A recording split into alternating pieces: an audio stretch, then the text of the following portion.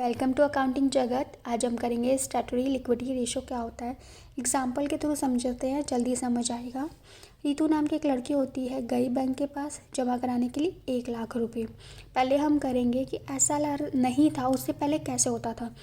रितु नाम की लड़की बैंक के पास 1 लाख रुपए जमा करवाने गई। अब बैंक क्या करेगा, खुद के पास तो रखेगा नहीं, क्योंकि रितु को उसको वो इंटरेस्ट भी देना है, कहाँ से लेके आएगा। तो क्या करती थी बैंक, पहले जितना पैसा इधर एक हाथ से आएगा दूसरे हाथ को आगे क्रेडिट पे लोन के तौर पे कर देती थी। लेकिन बैंक को इससे नुकसान होता था। कई बार है ना, जो कस्टमर होता था अपना लोन नहीं चुका पाता था, इससे बैंक को काफ़ी नुकसान होता था।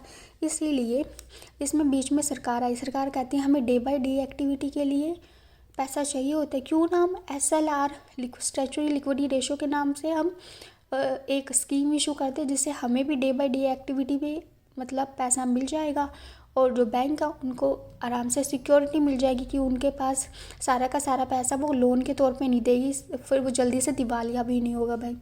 तब भाई SLR रेशो। जैसे रितु है, 1 लाख रुपए उसने जाके क्या किया, बैंक के पास जमा कर दिया। बैंक के, और जो हमें पता है SLR 18% कुछ परसेंट है ना, बैंक को अपने पास रखना पड़ता है। चाहे आप कैश फॉर्म में रखो, चाहे आप गोल्ड फॉर्म में रखो, या फिर गवर्नमेंट सिक्योरिटी के तौर पे रखो। तो ज़्यादातर बैंक है ना क्या प्रेफर करती है, गवर्नमेंट सिक्योरिटी। कहती कैश तौर पे मैं रखूँ, क्यों रखूँ, मुझे इस पर इंटरेस्ट तो दे मिलेगा नहीं। क्योंकि जो रितु है 1 लाख उसने जमा मुझे करवाया है, वो आके मेरे से ब्याज भी तो मांगेगी, भाई लिया मेरा ब्याज, मैं कहाँ से दूंगा। तो बैंक कहती ये तो कोई अच्छा आइडिया नहीं है कि मैं कैश के तौर पे रखूँ। फिर बैंक कहती सरकार कहती भाई गोल्ड के तौर पे रख लो। कहती गोल्ड के तौर पे क्या रखूँ, आज गोल्ड की वैल्यू 1 लाख है, कल 1,05,000 हो जाएगी, परसों 80,000 हो जाएगी, तब मैं क्या करूँगा। नहीं, मुझे रिस्की लगता है, मैं नहीं करूँगा।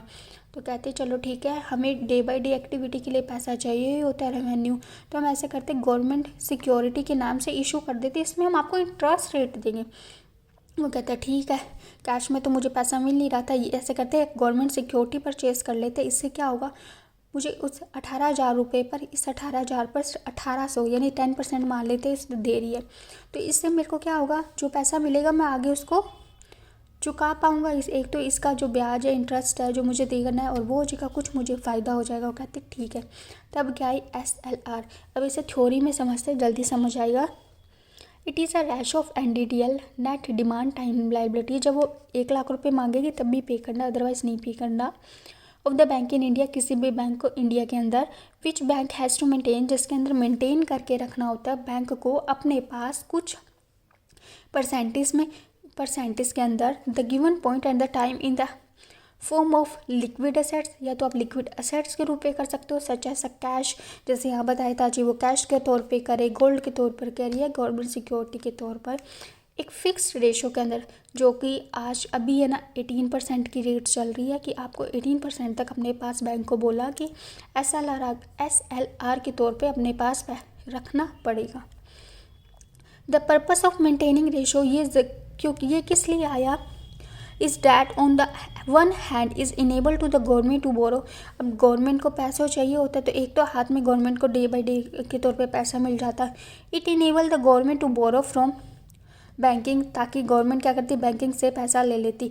अगर ये नहीं होता SLR, तो क्या कोई भी बैंक गवर्नमेंट से गवर्नमेंट सिक्योरिटी के नाम पे कुछ खरीद पाती। गवर्नमेंट सिक्योरिटी खरीदती, उसकी गवर्नमेंट सिक्योरिटी बिकती नहीं। तो ये एक अच्छा फ़ायदा था गवर्नमेंट के according. On the another hand, इसको बैंक को क्या फ़ायदा होता था, उसे डे बाय डे एक्टिविटी के लिए पैसा मिल जाता था। And on the another hand to have the enough cash to the run their daily operation, bank को भी डेली ऑपरेशन के लिए कुछ ना कुछ पैसा मिल जाता था। Thank you.